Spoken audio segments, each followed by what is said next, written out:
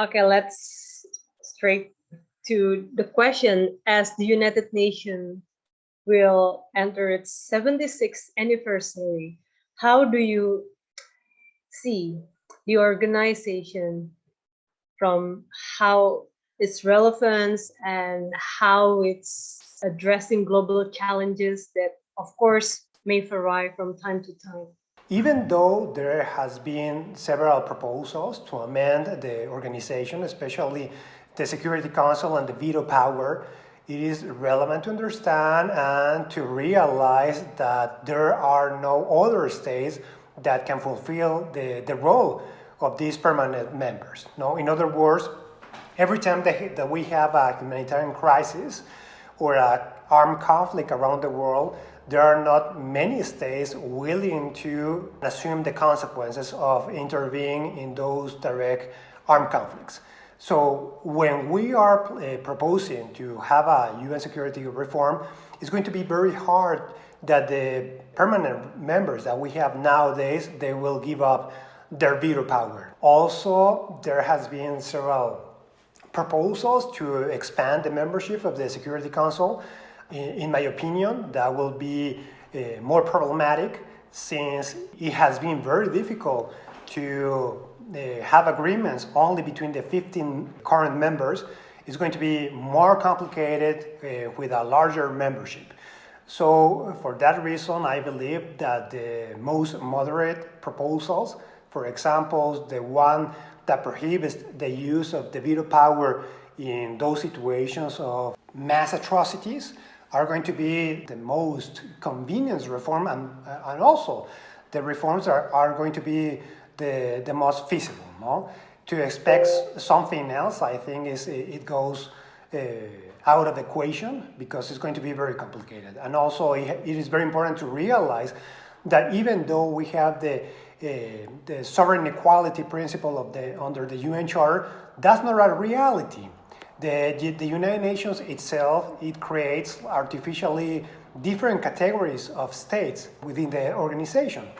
On the first category, we have the permanent members of the Security Council, the United States, Russia, China, France, and the United Kingdom. On a second category, we have the rest of the membership. On a third category, we have those states that are not members of the United Nations, but they are participating in the UN as permanent observers. And then we have another category of those states that are not yet members of the UN. And also there's like a fifth category where we have these sociological exercises around the world that are not recognized even as states.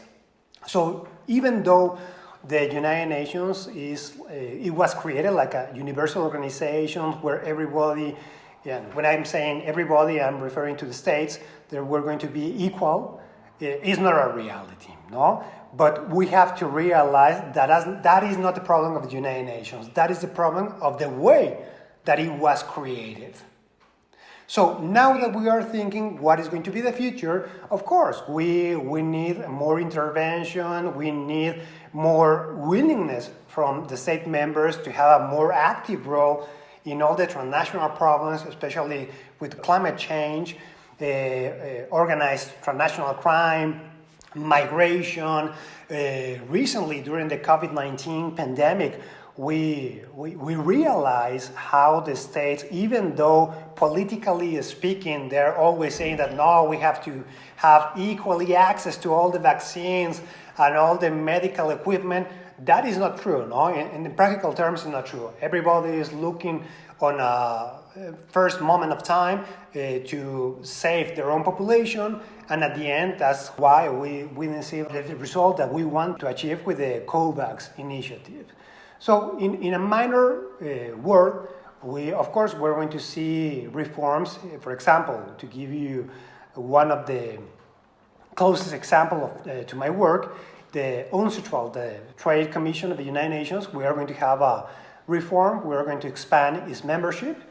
But of course, it's not going to be the same impact, the work of the UNCITRAL or to the work of the Security Council.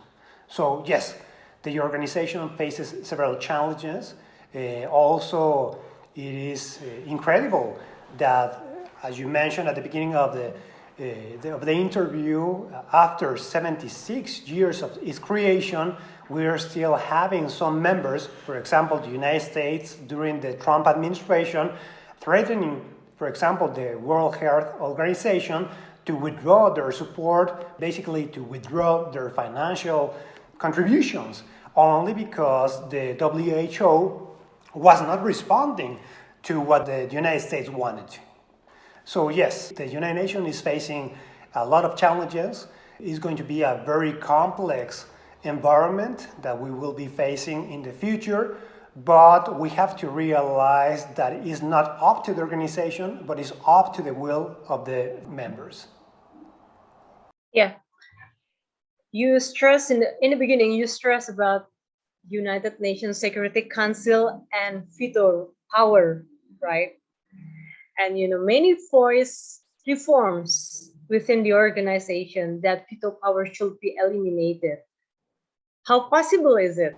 That's going to be impossible. One of the core characteristic of human beings is to differentiate among ourselves.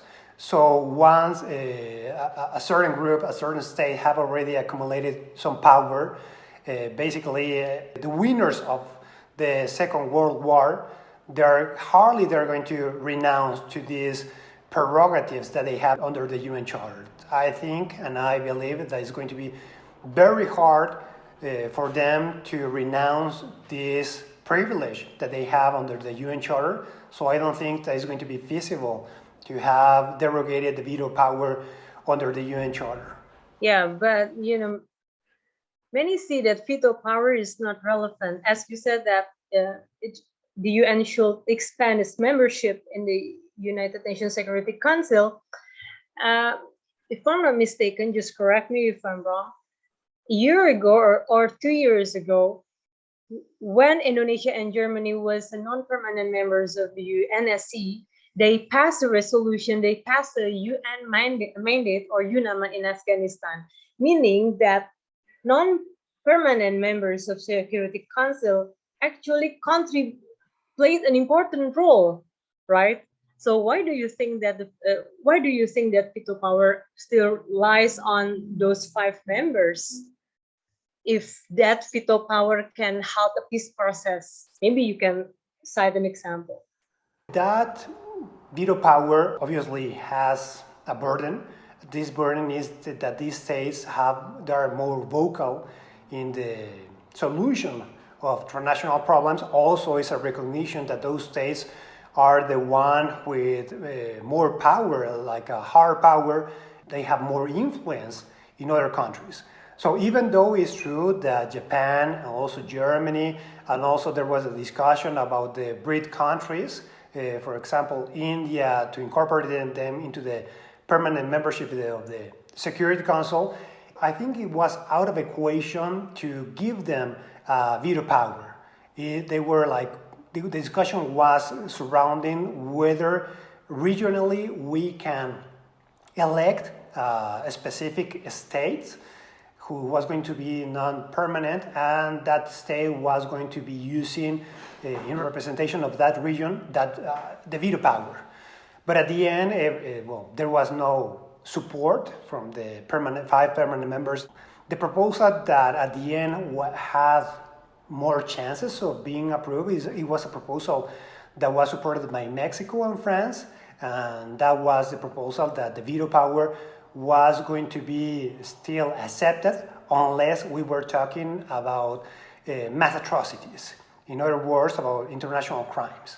So in those scenarios, that was the only possibility not to have the use of veto power. But of course, even though there was like a very small chance of using this veto power in this scenario, we have to remember the declarations of the United Nations Secretary General Antonio Guterres last year, when he apologized for not crystallizing more drastic reform of United Nations.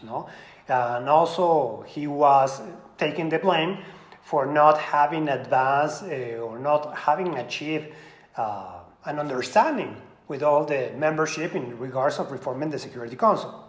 So the Security Council, I think, is going to be very hard, even though there are like several proposals, and at the political will, maybe some states they can show their support. Is going to be very important also to differentiate. Even though every state has one vote, every state represents one vote. At the end, it's very important to recognize the phenomenon that we have during the 70s. That was the democracy of the small states. When the small states, they realized that they were the majority in the United Nations, they start having their own agenda and trying to approve reforms going against the will of the big powers. So I think that even though we have a majority of states nowadays wanting to reform the Security Council, it's going to be very important to recognize that the 5 permanent members, they still have a strong vote on this topic. So that's why I think it's going to be very hard to remove the veto power, even though there have been proposals in that regard. Yeah. Previously said that the UN Secretary General Antonio Guterres apologized for. Maybe you can highlight a little bit. Yeah, he apologized for not having a more vast reform to the United Nations. Also, he was apologizing for still having the discussion during the 75th anniversary instead of already implementing the reforms. So that shows us that even though we have these proposals and these discussions at the UN, we have to differentiate what is a simple political statement rather what is the real, true will of states. Yeah. Besides the UNSC that requires reform, which UN organs or bodies do you think that also need reform, and what kind of reforms is necessary? That's a very hard question because the response is going to be all of them. For example, we have already talked about the Security Council, but if we talk about the General Assembly, we have to recognize that the General Assembly, and here one of the most iconic quotes regarding the work of the United Nations is the one that Stalin said during the discussion of or the creation of the United Nations Charter, where he said that even though the Falcon, even though the little birds were given the power of discussing any topic, that didn't mean that the Falcon was going to hear what the little birds were singing all day long. So that was a clear reference to the work of the Security Council and the General Assembly. So yeah, in that respect, we can see how the General Assembly, they have the power of discussing any topic, but the bottom line is that the resolutions are not binding within the UN membership. No, in other words, there are only political statements.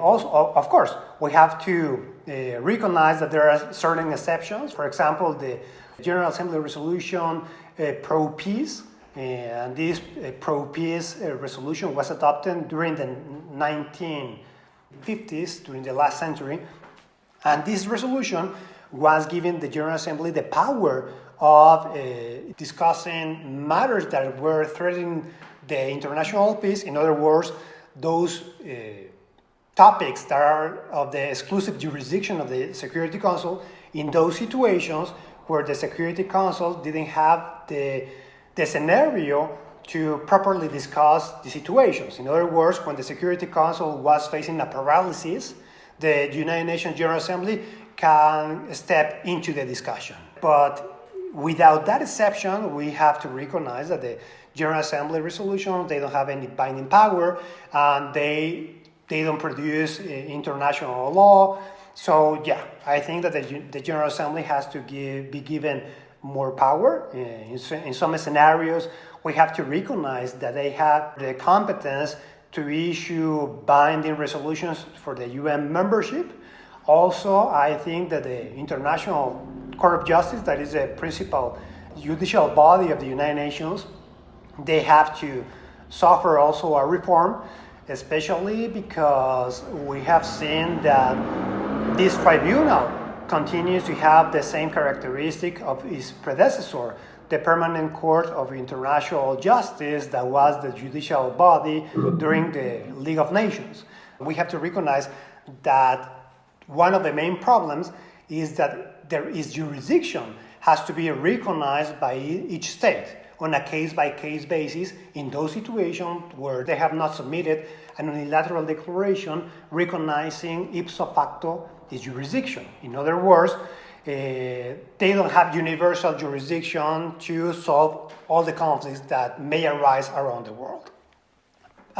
Plus, if you recall the news of the latest judgment that they issue between Somalia and Kenya, maybe you recall that Kenya was not in agreement with what was discussed at the International Court of Justice, and in the middle of the proceedings, they decided not to show up.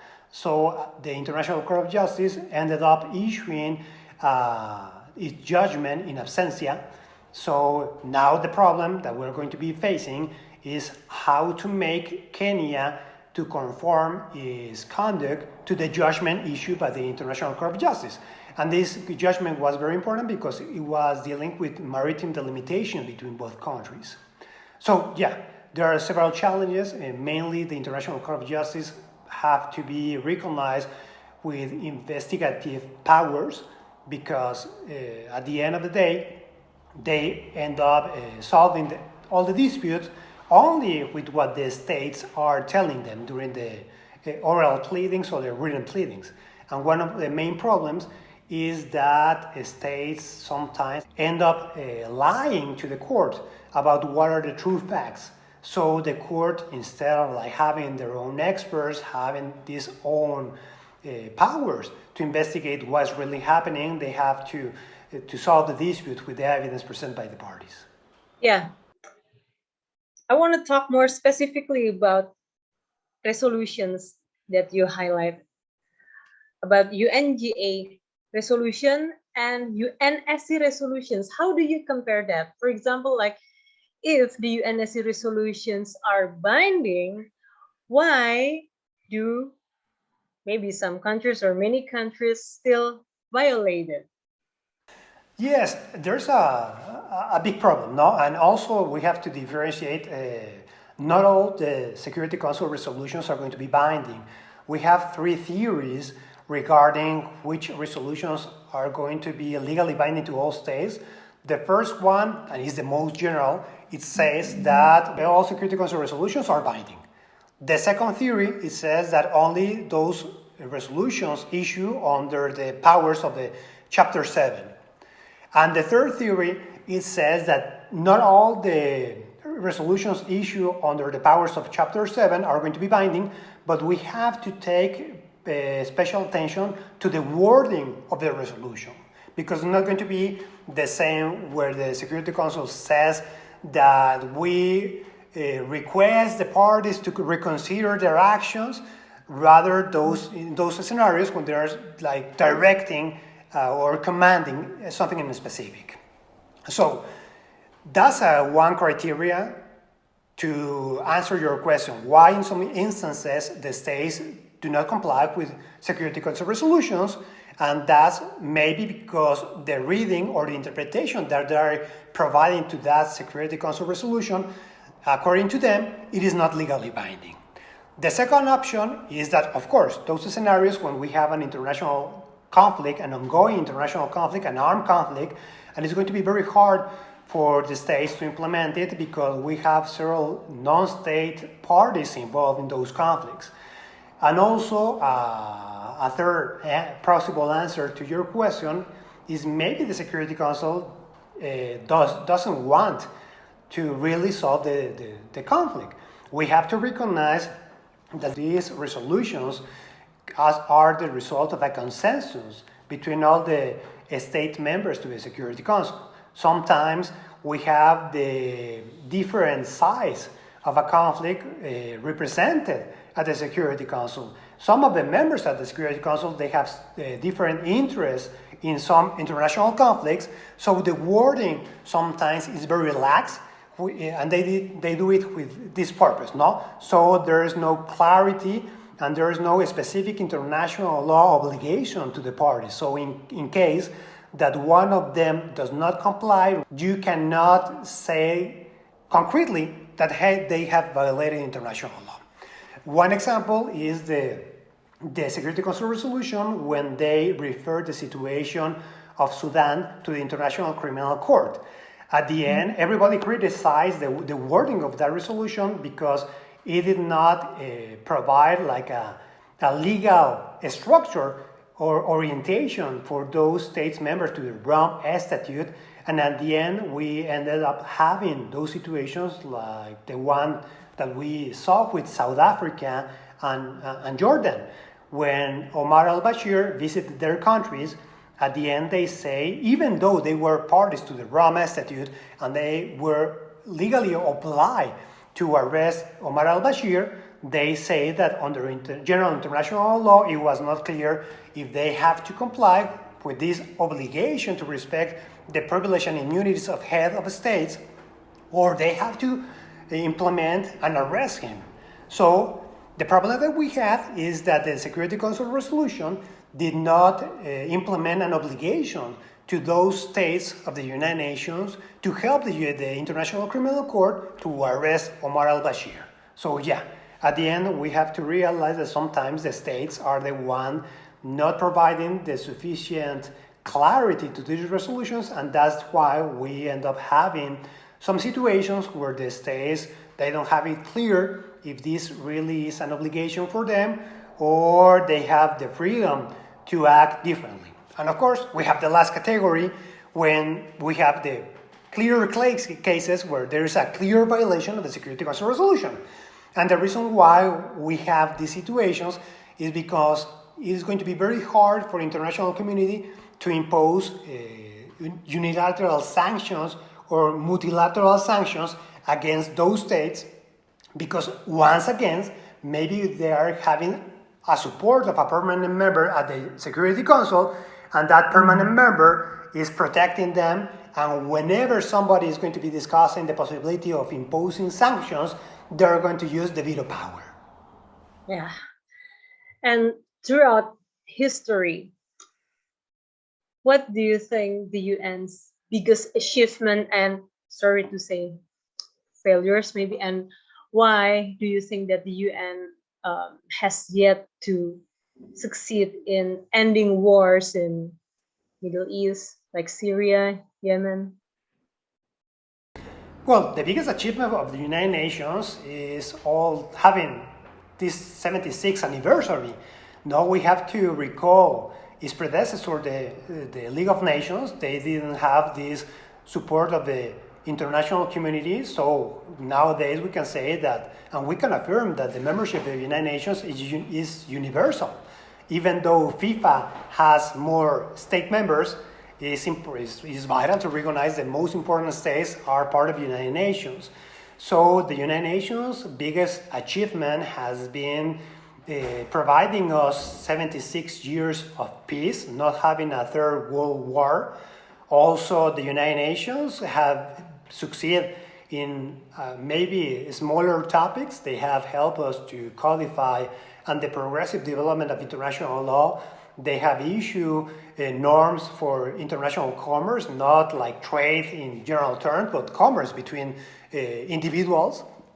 Also, they have helped to alleviate the transnational problems that we have with migration, climate change. They have provided expertise to those states members that they don't have these experts within their own state.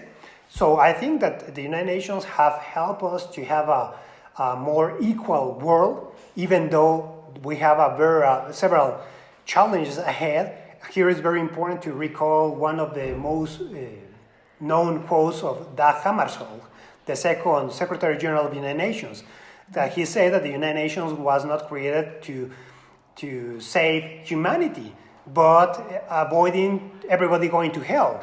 No, so we do not have to expect that the United Nations was going to solve magically all the problems in the world, but we have to realize that the United Nations is the bottom line for the world, maybe worsening the own situation that we are living. So I think, yeah, there are several challenges that the United Nations is going to be facing. Of course, we have a threshold where we wanted that the United Nations, maybe they have the superpower as the general population imagine that they can enter into one country and intervene and remove some bad governments or alleviate the situation of the international crisis, etc. But it's important to recognize that they cannot do it. No, one of the core aspects and one of the principles that have been very conservative the states to interpret is the principle of non-intervention. And the United Nations have to abide according to that principle. In other words, states sometimes they are like complaining that the United Nations is intervening in their internal affairs, even though nowadays we have recognized that the protection of human rights is not a violation of that principle. Two of the most visible failures that the United Nations have had recently, of course, are the situation that we lived during the 90s in Rwanda, in the Balkans, where the United Nations was unable to stop the genocide and the ethnic cleansing. So even though the international community and also in the United Nations Charter, it states never again, and in theory the international community made this promise to never again let this situation happen. As you mentioned, we have the situation in Syria and in other regions of the world when the international community doesn't have the strong will to intervene. For example, in Syria, instead of referring the situation to the International Criminal Court or creating an international tribunal, an ad hoc tribunal to investigate the war crimes committed in that territory, we have a parallel initiative of an investigative commission that is saving all the evidence for the future in case that some state has the will to prosecute these war criminals, no? Or maybe the Security Council in the future, they're going to refer the situation to International Criminal Court. So yes, of course, there's a complexity or there's a challenge for all the states to come together to have an understanding and maybe having the will to intervene in some very hard scenarios around the world. Yeah, but the trial will bring, countries with veto powers also, right? That's another problem too. That's right. Yeah. So that's the reason why, even though the United Nations has most of our attention, we have to recognize that there are other regional organizations, civil society, other groups that are now more active in the international community. So whenever the veto power is going to be an obstacle for humanitarian intervention, we have to recognize how some members of the United Nations, some permanent members of the Security Council have used other regional organizations to intervene in those states where we have a humanitarian crisis. Also, we have to see how states nowadays are using or invoking self-help measures such as unilateral actions instead of going to the multilateral forums. So yeah, we have to recognize that the United Nations is not only the only option that we have in the multilateral scenario. No, we have other bodies. Yeah. My last question about the upcoming climate conference in Glasgow. What is expected from the summit? Well, what is expected? There are several expectations, no?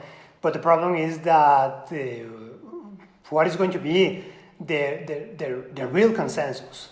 No, the expectation is that, of course, we are facing a tangible problem, climate change, but it's vital to recognize the two different perspectives of states. No, on one side we have all these developed countries that they are like promoting that states reduce the CO2 emissions, and on the other side we have these emerging countries, these emerging economies that they are saying, why I have to make these sacrifices when historically the states that have already polluted more the world are the one wanting to impose us these reductions in pollution emissions. In other words, it seems more than they are trying to stop us to develop economically so they can continue having the power. So it's going to be a clash of visions, but the reality is that we are suffering these changes. The climate has been more severe every year. We have more the temperature, exactly, warmer summers, warmer seasons, and also it's important to recognize the tragedy that some islands in the Pacific are going to be facing. Some entire territories are going to disappear. We are going to be losing some meters in the territory over all the coastal states because of rising levels of the sea. And also this is going to be facing worsening problems in migration. So yes, we have a very strong and very complicated scenario. So hopefully the states will come into terms, and hopefully the new leadership of the new U.S. administration with Joe Biden will provide a light, or a focal point for international consensus. Yeah, because he said that he promised to return to the Paris Agreement, right? Exactly. Yeah, and actually was one of the first actions of his administration. Even though the United States is going to be only one of the 193 members of the United Nations, we have to recognize that the United States, China, Russia are core members of the international community, and they have a very strong influence in all the conduct of all the other member states. So it is vital to have them participated actively in these efforts.